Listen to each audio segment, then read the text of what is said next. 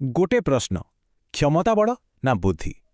आज आमे सेही प्रश्नर उत्तर खोजिबा आमर एही चिरपरिचित ओडिया कहानी गोपालंक रोसैरे, जोंठी न्याय पाई गोटे भारी नियारा उपाय बछा जाइथिला। तो ए कहानी रे अछंती तीन जण, जणे राजा, जणे भारी गरीब लोक, आउ गोटे एमिति बाजी जहाँकि प्राय असंभव। तेबे ए तीन जनक भाग्ୟରେ कौन थिला, आसंतु आगुकु देखिबा। बाबंतु ते एमिति शीत जेमती हाड़ भांगी जाउची। राजा कृष्णचंद्र आउ तांको सभारे समस्ते गरम लुगापटारे घोड़ी हिचंती, तथापि थरुचंती। आउ सेतिके बेले राजांको मनकु गोटे कथा आसिला, अरे आमर जदि ए अवस्था ताहेले से बिचारा गरीब लोक माने केमती बंचुथिबे ई शीतरे। राजांकर ए कथा शुणी सभारु जणे उठी कहिले, आउ कथाटा भी बड़ अजब थिला। से कहिले, महाराज गरीबंकु काई शीत हेब, शीत तो खाली धनी लोकंकु हुए जहाँको पाखरे गरम लुगा अछि। एई जो गोटे कथा एइठु ही आरंभ होला पूरा कहानी।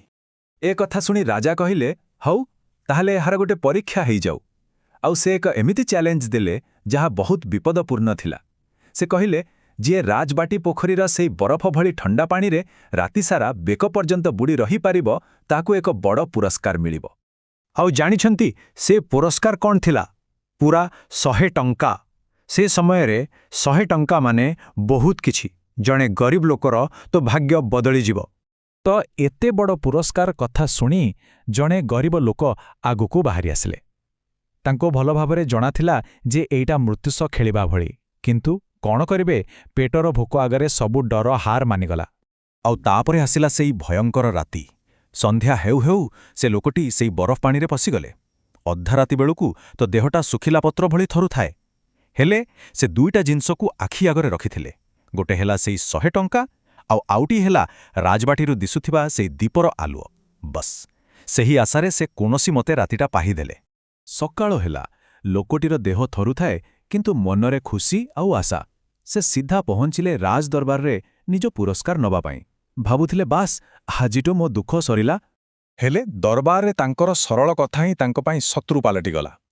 जेतेबेले तांकु प्रमाण मगागला, से सीधा साधा कहीदेले जे से राति सारा राजबाटीर आलुओ को देखी साहस पाइथिले। बस एतिकिरे जणे चालाक मंत्रींकु सुजोग मिलिगला। से कहिले, अच्छा तामाने तुमे से आलुओरु गरम पाई देहकु उषुम रखिथिल, एइटा तो ठकामी। आउ सबुठु बड़ कथा हैला, राजा भी सेई कथारे हाँ मारिदेले। बिचारा लोकटी पूरा भांगी पड़िले। एते कष्ट कले आउ शेषरे एमिति अन्याय। से कांदी कांदी घरकु फेरुथिले। आउ सेतिके बेले बाटरे देखा हेले आम कहानीर असली नायक चतुर गोपाल।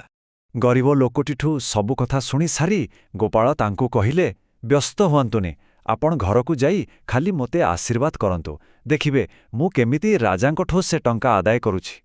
किछि दिन गला, तापरे गोपालंको गोटे बढ़िया सुजोग मिलिगला।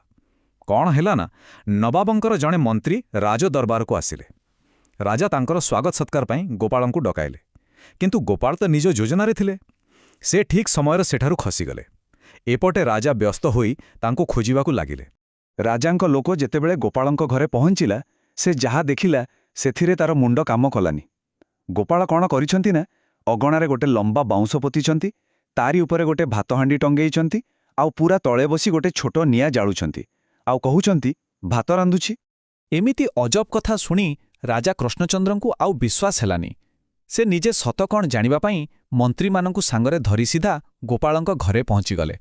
सेठी पहुंची गोपालंकर ए कांड देखी राजा पूरा रागीगले। पचारिले, अरे गोपाल, तमर कौन मुंड खराब हो गलानी? एते उपरे हांडी आउ एते तळे निया, भात केमती सिजिबो? बास एही प्रश्न को ही तो गोपाल अपेक्षा करिथिले।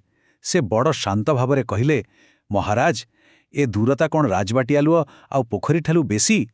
जदि सेही दूर आलुआटा से बिचारा गरीब लोककु पानी भितरे गरम देई पारिला, ताहेले मोर ए निया कौन ए भातकु रांधि पारिबोनी? गोपालंकर एही गोटिए कथारे राजा सबु बुझीगले। तांकु निज भूल पाई बहुत लाज माडिला। से जानी पारिले जे गोपालंकर बुद्धि तांकर अन्यायकु पदारे पकाई देइछि। राजा ढेरी कलेनी।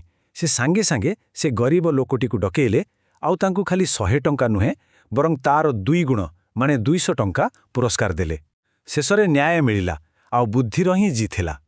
तो ए कहानी आमकु शेषरे सेही गोटिए कथा पचारे, सतरे किए बेसी शक्तिशाली, क्षमता न बुद्धि? ଏ ବିଷୟରେ ଟିକେ ଭାବିବେ